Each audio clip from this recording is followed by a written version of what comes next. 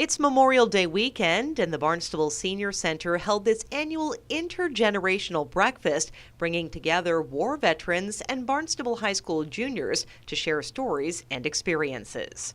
My name's John Alden. I was in the U.S. Army from 1961 to 64. It's just nice to meet with the students because I have grandchildren that are a little bit older than they are. And then I have grandchildren that are younger than they are, and great-grandchildren. And I just like interacting with the kids and letting them know that in those days we had a military draft. It's kind of nice to, come in and hang out with veterans because we're in the middle of this topic right now, and it's really cool to hear people's stories and really enrich the fact that what we've learned in class through books and through videos, and actually get to talk to people and face-to-face and be more of like a more in-depth, more like an actual learning experience that would actually stick with me instead of just like reading something or watching a video.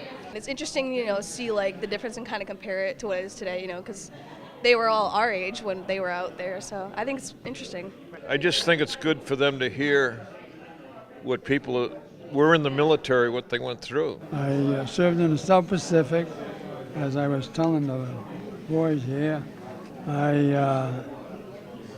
I was aboard the USS Wharton in a convoy and landed in the Philippines. I was there about 11 months. And while I was home on liberty, they dropped the two bombs, Hiroshima and Nagasaki. You'd think that after being bombed a couple of times, they'd say, well, it's about time we quit.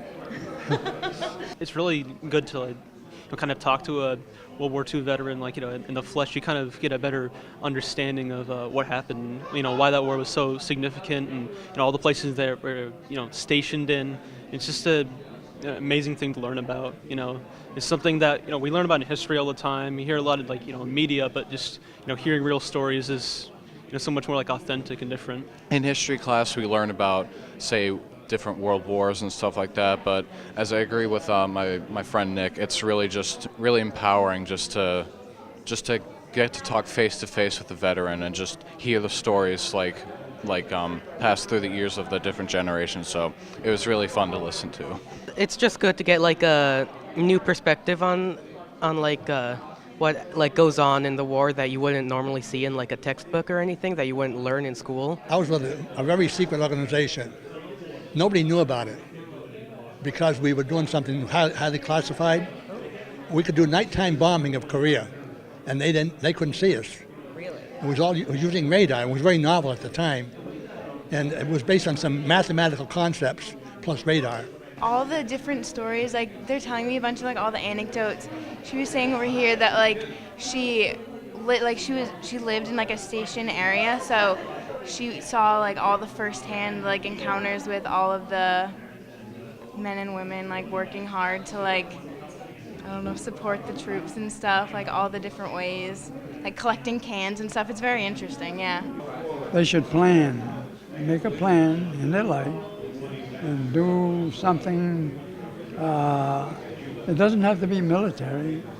It can be almost anything, But as long as you plan your life and